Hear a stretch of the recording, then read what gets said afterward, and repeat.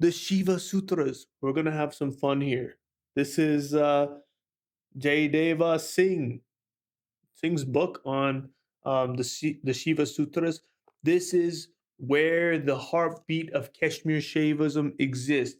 A very complicated, beautiful philosophy talking about 36 layers of reality that cascades down from Lord Shiva, the Supreme Consciousness, Himself, itself, all of that.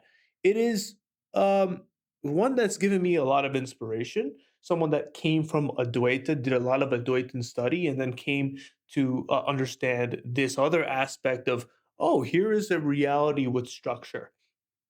Now, there's something to discuss about that structure, even the logical understanding of even how that structure is, maybe like the differences between Advaita and Kashmir Shaivism. How do we reconcile a lot of these philosophical points? Um, we're going to get all into that. That's going to be a very beautiful discussion because I think we should open our horizons to all sorts of different schools of thought, understand them, read the books, and get through it. As a Hindu conceptualist, you want to contemplate and conceptualize these ideas. So, if you enjoyed the video, please like and subscribe. And yeah, let's first talk about the first set of tattvas, the first two tattvas of the 36 in Kashmir Shaivism. You will see that you got the tippy top of the iceberg, and then it delineates all the way down into the creation that we see before us. And that creation can only happen because there is this delineation. The universe and the world that we see before us is coherent somehow. And Kashmir Shaivism does a beautiful job of laying out the foundations as to why any phenomenon is in the first place. Now, we must note that this is a non dual philosophy. At the end of the day, all is Shiva, all is Shakti, everything is one. And there is no separation between one and the other. And there's a distinct point that Kashmir Shaivism makes and does a lot of poking at Advaita Vedanta, at the Brahman concept, to further its points. And we will also discuss those as well. So, without further ado, let's get started. The tattvas of the universal experience. We will go through the first two. Paramashiva has two aspects: transcendental and immanent or creative. This creative aspect of Paramashiva is known as Shiva Tattva. Shiva Tattva is the initial creative movement and Paramashiva. It's interesting because not only is this a transcendental identity, this is an immanent reality. It is creative. It is explicitly saying that it has an expansive quality, and that expansive quality exists within the first layer. It is not just transcendental. The second tattva, Shakti tattva, is the energy of Shiva.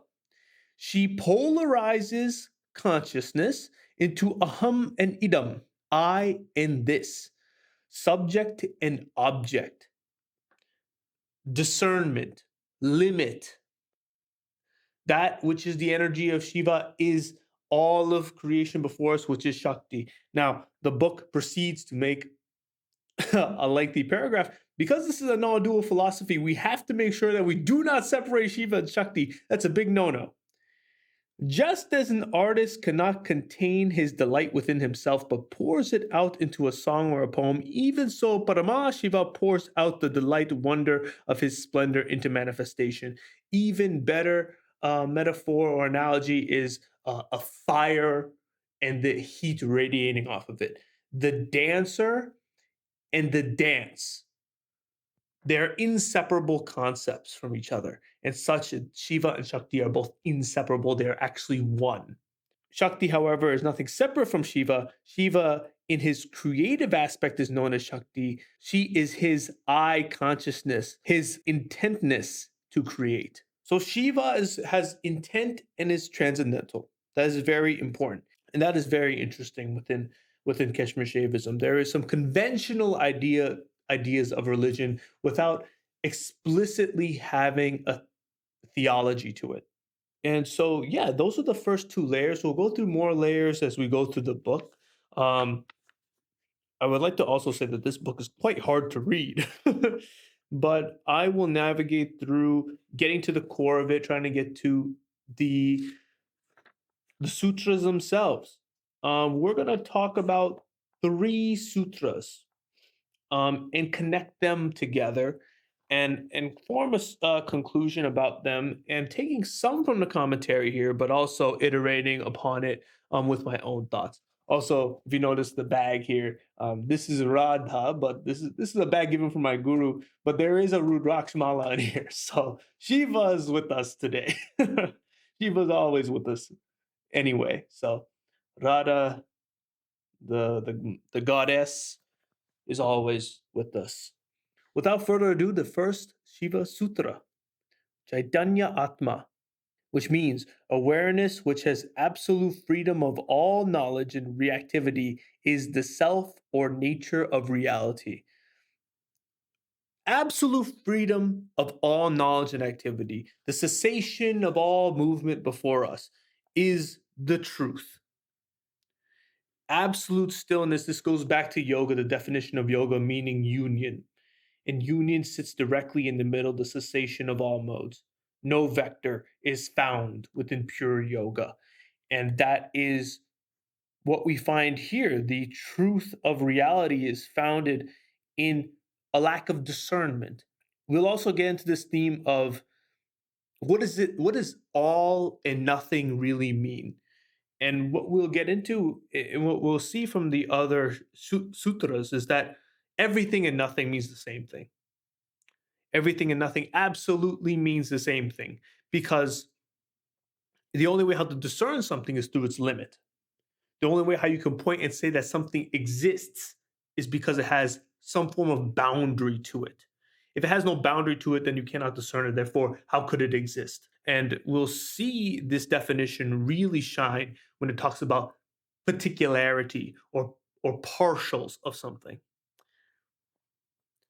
Now, going to the commentary here about the nature of this consciousness, because the nature of this consciousness is different from something like Advaita Vedanta. Advaita Vedanta says that everything is within consciousness. This is Maya, it's an illusion. Now, Kashmir Shaivism makes a point to say that how can that be? Rather, instead of saying that something is other than the absolute reality, we say that everything is the absolute reality, in such that it is Shiva itself. Shiva is everything.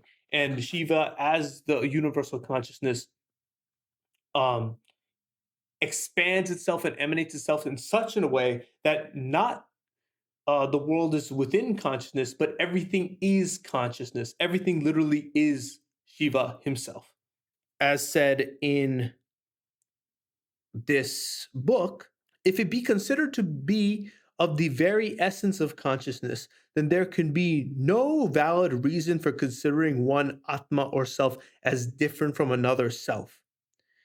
Different in the case of chit or consciousness cannot be established either by means of space or time or form. For if these space, time, and form are different from chit or consciousness, then being deprived of the light of consciousness, they cannot appear at all and thus are unreal. If they appear, then they are consciousness itself.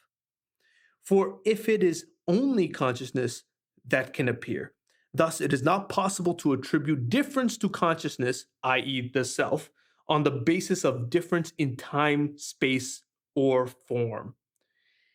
As it is now clear that selves are only consciousness, then difference in the nature of the various selves cannot be established.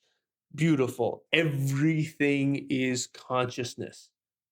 Again, the Advaitins say it appearance within consciousness. This is not saying that. This is saying that everything literally is consciousness awareness. Everything is Shiva himself, themself. Shiva Sutra, number 2. Jananam Bandha. Ignorance of one's real nature, which is a kind of shrunken or limited knowledge, is the sense of bondage. Anything other than the absolute truth is bondage. There is functional use within this sutra. A lot of people are very much stuck in the mentality of thinking that they themselves are a failure and they're bounded to be in the positions that they're in.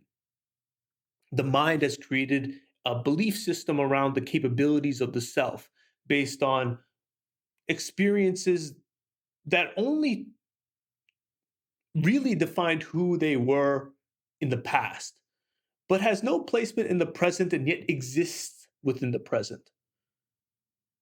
The truth is that you are more unlimited than you think you are. The truth is that only the ignorance to your true self is what makes you think you know who you are. And um, the beautiful thing is that no one has to be limited in the fantasy of their own demise. Any instance in time is not the totality of all existence. Remember that. This ignorance is of two forms: not knowing the self, not knowing the real self to be self at all, completely withdrawn from one's real self. And two, knowing that not self, the body, etc., to be the self. Shiva Sutra number 3, Yoni Varga Kala Soriram. Yoni Varga, therefore, means Maya and her brood, the class of elements to which she gives rise and which thus constitutes the source of this world. Activity, form, and whose form is activity, meaning the many layers of tattvas, the many elements and layers of reality is a source of bondage. Kala Sariram is understood as karma.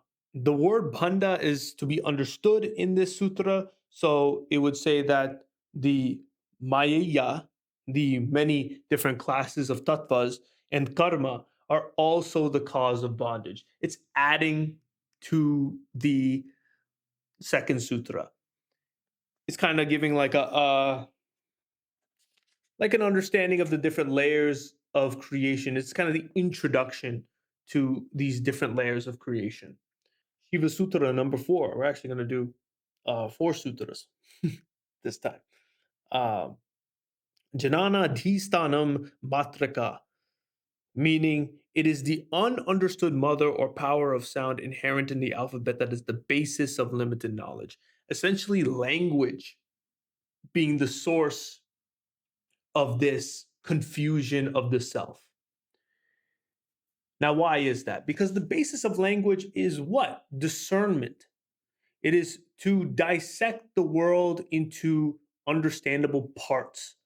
And in a absolute reality that is non-dual, that is directly antithetical and anathema to the understanding that everything is actually one.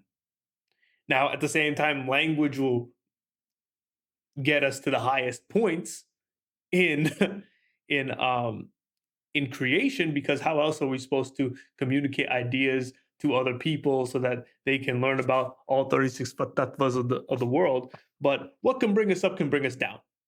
A ladder works both ways, and language is that ladder to the heights into the lower realms of all of creation.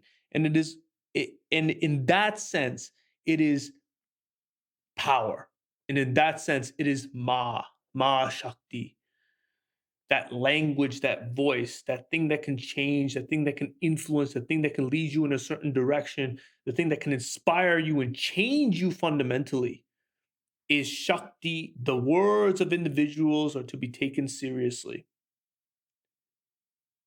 It is, after all, a part of the universal consciousness and creation that manifested before us. Ma Shakti is literally leaving the mouths of all people, is literally radiating throughout all of existence. The Divine Mother is that which creates, is that which differentiates, is that which ultimately is all things. And that includes the very thoughts that are influenced through language. Beautiful sutra, acknowledging the power of words and language to bring people up and bring people down. Beautiful. And I think that's going to be it um for this book. I mean, it's I mean already I'm like racking my brain. it is it is a lot. It is even going through four sutras and thinking about all the different how to take such a small powerful phrase and really try to make it understandable, not just for the people watching but for myself, to to really figure this out. Because I don't script any of this, so it's like I'm just going off of, man, the inspiration. I mean, I look at the pages and I read it beforehand, and I like try to get a sense of, like, get the mind going a bit before actually recording, but like still, whew, it is a workout of the brain. And yeah, this book is no joke. Definitely easier to read the Bhagavad Gita than this, but we're going to read both. So this is the Hindu conceptualist signing out.